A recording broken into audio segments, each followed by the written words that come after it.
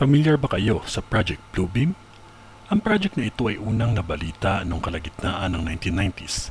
Ito ay unang isiniwalat ni Serge Monast na isang Canadian investigative journalist.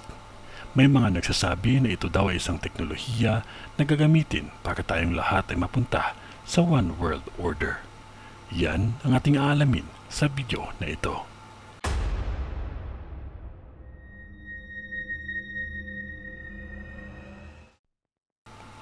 Bago po natin pag-usapan ang Project Bluebeam ay atin munang aalamin ang One World Religion.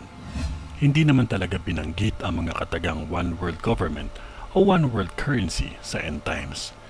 Pero may mga ebidensya na magbibigay sa atin ng sagot na ito ay mangyayari sa paghahari ng Antikristo sa mga huling araw. Sa mga visions na nakita ni St. John sa Book of Revelation, nakita ni John ang isang halimaw na sinasabing ang Antikristo na may 7 ulo at 10 sungay.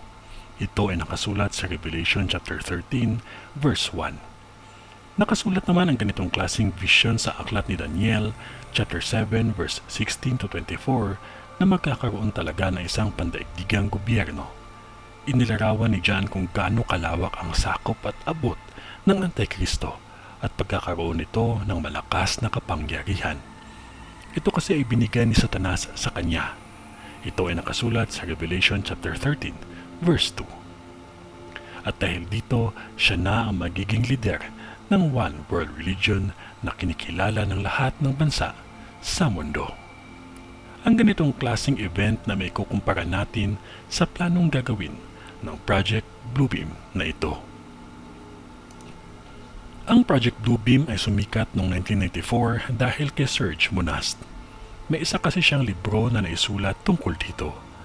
Ayon sa kanya, may gagawin ang United Nations sa tulong ng teknolohiya ng NASA para magkaisa ang lahat at yakapin ang isang mapapanggap na relihiyon o relihiyon ng mga demonyo. Pero ang tanong ng marami ay paano ba nila ito gagawin? Magkakaroon daw ng isang pagsalakay ng mga aliens sa ating mundo. Pero ito ay parte lamang ng kanilang plano para matakot ang sangkatauhan at matibag ang kanilang pananampalataya. Habang ang mga aliens ay patuloy na sinisira ang ating mundo, lalabas ang ating Panginoon sa kalagitnaan at pupuksain ang mga aliens na ito. Ang pagpuksa na ito ay masasaksihan ng napakadaming tao at hindi tayo makakapaniwala sa ating nakikita. At dahil dito ay sisimulan na nating sundin at sambahin ang Panginoon na ito. Kung ano man ang sasabihin ng Diyos na ito ay magaganap talaga. Kaya dito na papasok ang One World Order. Itong lahat daw ng plano na ito ay kasama sa Project Bluebeam.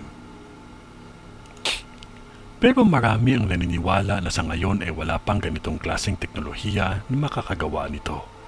Ngunit alam naman po natin kung gaano kabilis ang takbo ng teknolohiya, hindi po ba?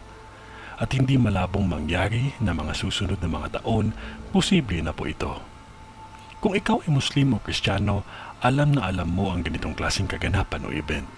Ito ang taong binigyan na tayo ng babala ilang libong taon na ang nakakaraan. Kung ito nga ay mangyayari, ito na ang tinutukoy ng mga Muslim na Dajjal at Antikristo naman sa mga Kristiyano. Nabalitaan niyo ba ang isang pagtitipon ng gobyerno ng Amerika tungkol kung totoo nga ba talaga ang mga aliens? Ang sabi ng mga top government officials ay totoo daw at hawak talaga ito ng gobyerno. Matagal na panahon na itong nangyayari sa ating mundo. Ito pa, may isa pang video na kuha sa Maui tungkol sa isang liwanag na mula sa langit na tumama sa kalupaan. May mga nagsasabi na ito daw ang Project Bluebeam. Panoorin po natin at kayo na po ang humusga. At naalala niyo din po ba ang mga footage nilabas ng White House tungkol sa mga unidentified flying objects na kuha ng kanilang mga militar? Ito ay totoo at hindi gawa-gawa lamang kasi mismo ang gobyerno na ng Amerika ang naglabas nito. Itong lahat na ito na kaya ang kanilang plano para mahanda ang mundo sa kanilang gagawin. Sasalakay na kaya tayo ng mga nilalang na galing sa ibang planeta para tayong lahat ay matakot at malinlang? Totoo nga kaya na itong muling pagbabalik ni Jesus na mangyayari ay isa lamang palabas para tayong lahat ay sumamba na sa Anti-Kristo. Maging handa po ang lahat. Huwag kalimutan ang magdasal sa ating Diyos Amang makapangyarihan sa lahat. Magtiwala lamang po tayong lahat sa Kanya kasi mahal niya po tayo. Maraming salamat po sa inyong panonood mga ka-PTV. God bless po sa ating lahat and stay safe po.